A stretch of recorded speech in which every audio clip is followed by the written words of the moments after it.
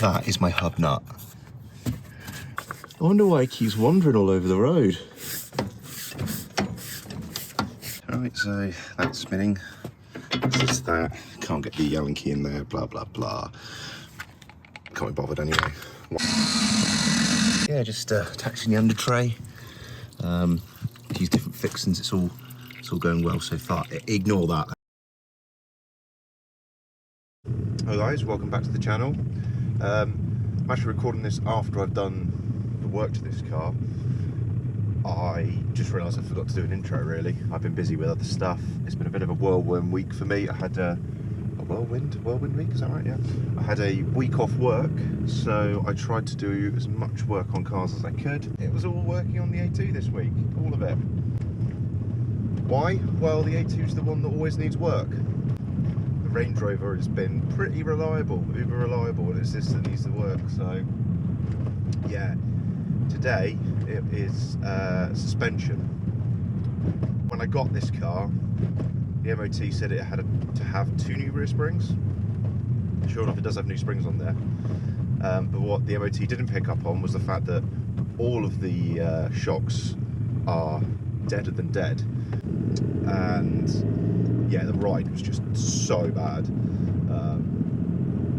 But I didn't really care, because at the time when I bought it, I thought, well, you know, shock springs, whatever, I can do them. It's a cheap car. But obviously, since then, we're a gearbox later now and a few other bits. So yeah. So when you change the suspension, you have a few options. So on the TT, if you watched that video, you'd have seen that I went for Bilstein B4s, which are like the OEM replacement shock absorber. I've used those before, and I've used them on the TT obviously as well, and I've always found them to be a really good quality product and good ride comfort. And then again, springs, you can either go standard or you can go lower. But this is meant to be a cheap car, and I also kind of want it to be a little bit more fun. Because so far this thing's just been beating me down, making me feel a bit shit.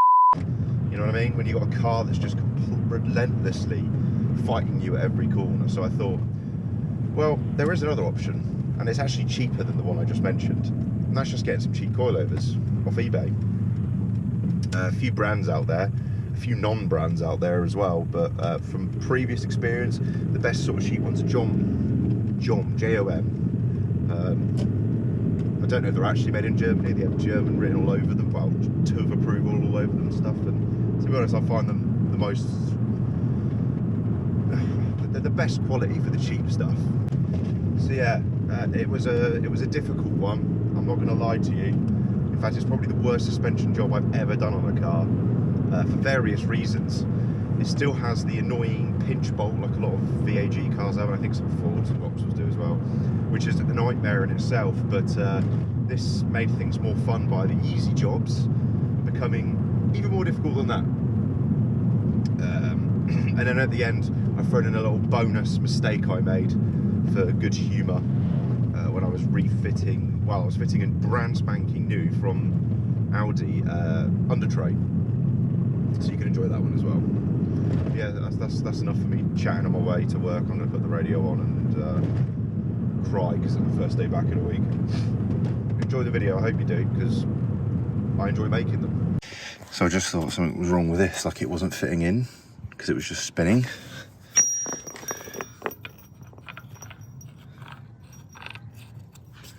That is my hub nut. No wonder this is loose. The thing's bloody loose itself. That's scary. It gets better. Tightened up and can you see that movement on that? Oh, I wonder why it keeps wandering all over the road.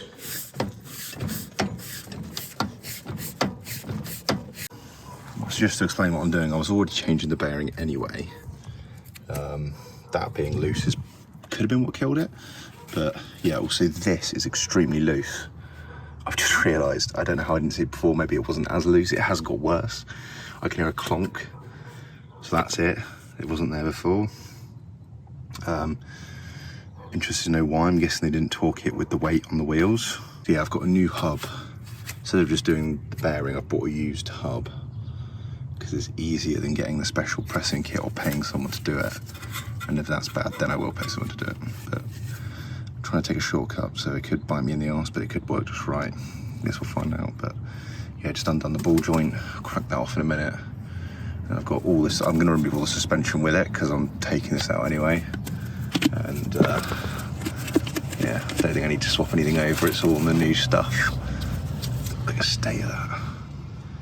How are they passing MOT? Well, these are the guys who pass the MOT, so it's just what you need to know, isn't it?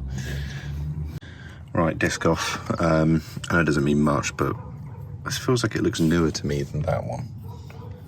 Just looking at it. It looks like these have been sleeve serted by the previous brake job. Didn't put any grease on these slide pins, and I've run out of the red stuff, so that's fun to get some of that. Although this looks, I mean, it's pretty rotten, this hub, isn't it? I mean, that one is, but I thought that was bad, but this is just me. Yeah, so most of this is undone except the brand new drop link, which I'm probably gonna have to bin, probably, and I'm just gonna drop everything out in one go, I think. I've just got to make sure these cables get unplugged and shit like that, just so the world doesn't end. But this side, so this side I've got to do the hub, and then it'll be fitting the coilovers, which have new top mounts from India. Look, see? So, let me carry on. Right, update. Sorry, I was on the phone, or trying to get on the phone to my new credit card company, but Lloyds are useless. Anyway, lovely stuff, lovely stuff. All off in one. It's been a long time since I've had budget coilovers, and I have to say, these John ones are actually really good. They're really good quality for a cheap coilover. I'm going to absolutely drown them in some anti-rust stuff, just to keep them fresh. But they even come with a nice little boot for the seal. They've got a nice bump stop on there. Yeah, not bad, John, not bad. There's your home. I'll clean it up a little bit, but yeah, I'm going to reuse the original bolts, but not for the pinch one. Right, so the hub is very, very loosely on. I'll tighten that up. Yeah, that locks itself using those little splines into the splines on here. So once it's on, doesn't wind itself off in theory. That's why this one I think wound itself off. It's either been, because it's been reused. You can see it's bent itself to come off, and then someone's like half-arsely bent it to work again. Bloody hell, that's really bodge. Yeah, this bearing did feel, on this one I can just the slightest play. It's so slight, but it's enough. It's enough for me to just change it for this one, which had no play in it, and it feels the same. So yeah.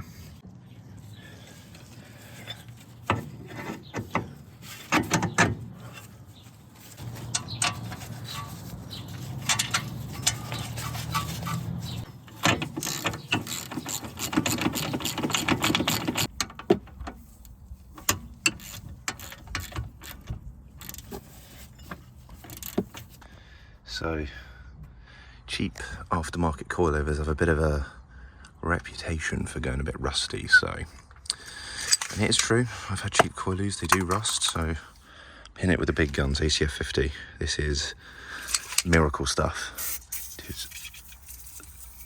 Just absolutely drown the threads, especially in it, and I'll give it a good wipe over afterwards. But yeah, this is the stuff you want for anti-corrosion. Just leave it on, and then you can do layers of it as well, but I'm just going to spray a load on and just let it do its thing for a bit. But yeah, top tip. This also lubricates, so it should keep this free and not seize up, he says. He hopes.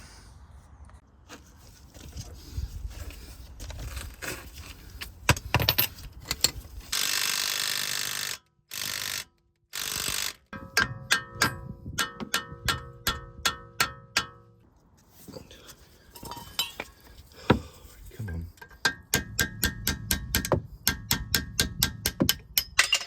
Yes.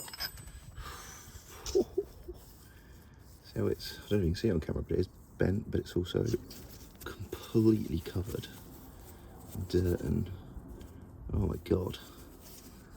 Disgusting, right.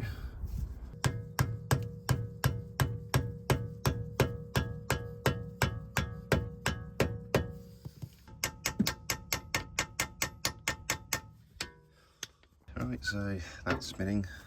It's just that. Can't get the Allen key in there, blah, blah, blah. Can't be bothered anyway. Why would I when I've got this? Absolute beast of a thing. Cut through that, I think, right through the middle, just right through the middle of it, just to piss it off. This is the trick. You see, you bend that tab, wedge this in, and then it does want to come out. Better if you use two hands though.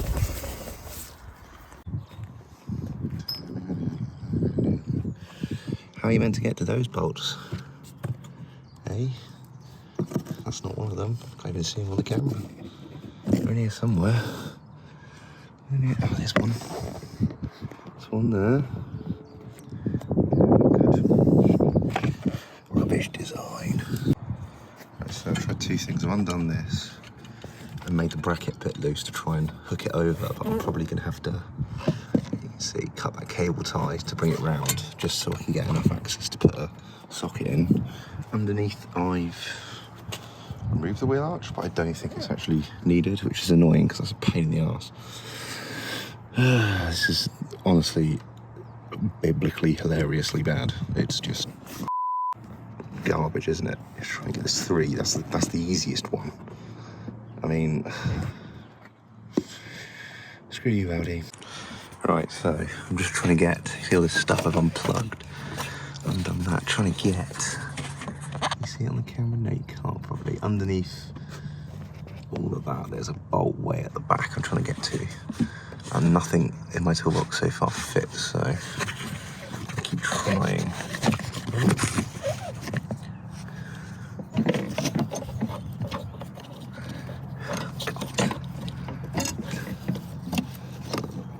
The sun actually does not help, funny enough.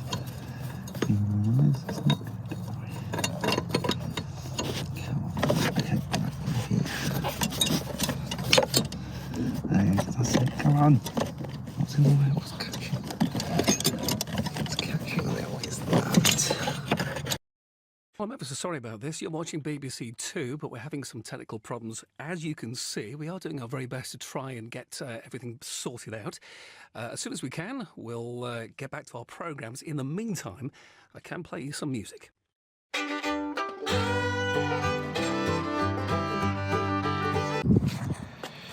That was a pig. This one's now in. Yeah, just using the jack to put load on it.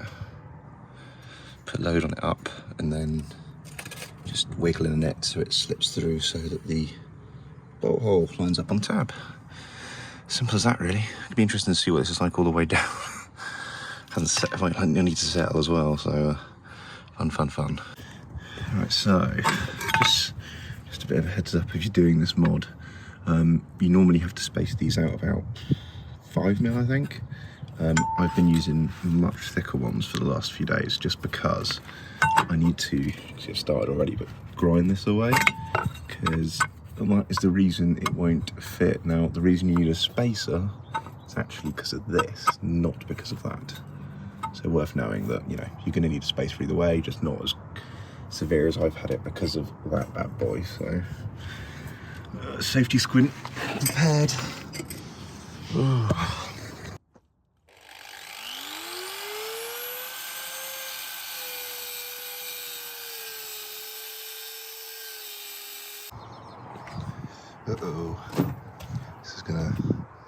This is gonna divide opinions. Anti-roll bars. This is what I think of them. Can't scrub if it's not there. Can't scrub if it's not there. Drop links they give you, the extended ones never bloody work. The bushes on this one were knackered, so win-win really. No grindy drive shaft and no drop link issues. So the only thing I'll grind on is the chassis leg if I go too low, which I won't. So yeah, top tip. No trace of it, no mounts, etc. It never existed, all right? So I've done some very dodgy grinding, but it's clearance. And now we have a smaller one there, and a smaller one there. And there is a bit of clearance there as well, which is, you can see that's all good. I've just started doing the rears, and I've just realised I haven't got any bump stops or top mounts for them, so I'm going to have to replace these again at some point, which is fine, it's pretty easy, but I'm a bit disappointed with what's left of the fully MOT'd stuff in there. Come and have a look. I mean, so these were replaced for the MOT. Whatever. Look at that. Right? And look at the bump stop. I mean, have you ever seen anything like that before? I mean, obviously, there's bits of it down here. The other side's just the same. Truly, unbelievably disgusting. And I feel like I'm going to have to remove some stuff to get to the bottom of this. I didn't want to. Yep, certainly feels like it. Hooray! Wow, look at all this. I've decided to give future Jason a bit of help. Some very cleanly cut, as you can see, professional cut holes to get to those bolts, which I've already undone, because I'm going to have to do that again soon. See, I do think about myself sometimes. I'm not all just, you know, this selfless, charitable, lovely person giving you all these videos for free. All right, this one, and then do the other side, and then drop it out to pull the spring out and put the new shock in, adjuster and spring, blah, blah, blah, blah, blah. You know the score. All right, so I'm doing that. I hope that I can get it through this stupid letterbox I've cut. If not, I'll have to cut a bigger one. All right. Okay, that's the axle as far down as it wants to go, really. Oh, look at that. Out.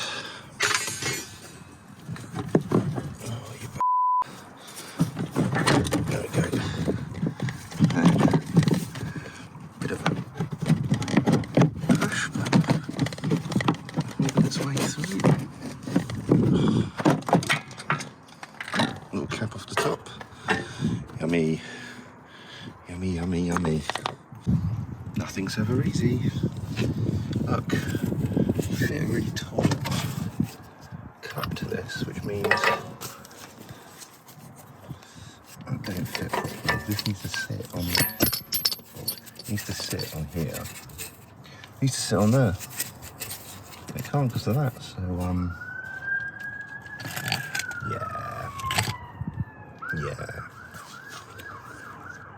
yeah.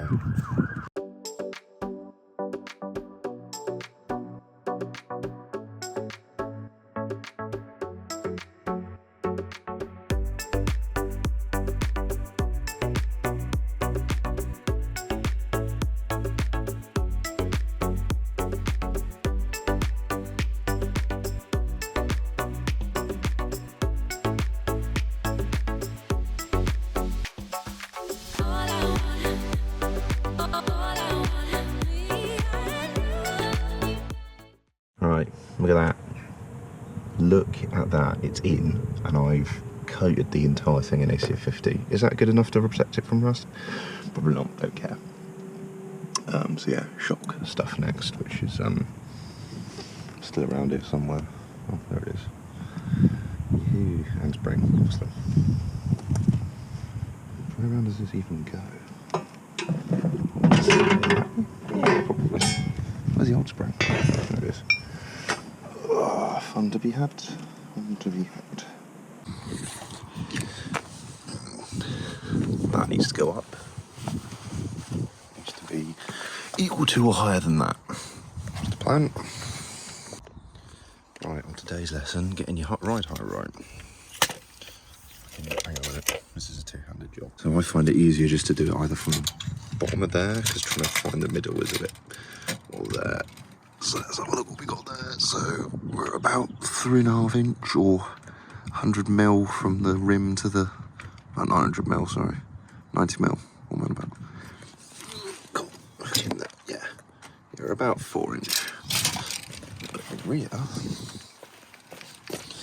Yeah, we're about 3.5, so he's got up half an inch from the rear. And then I need to level it out a bit if I can.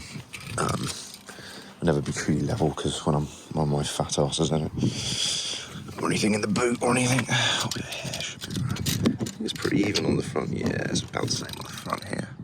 4. Then. Yes, there we go. Cool.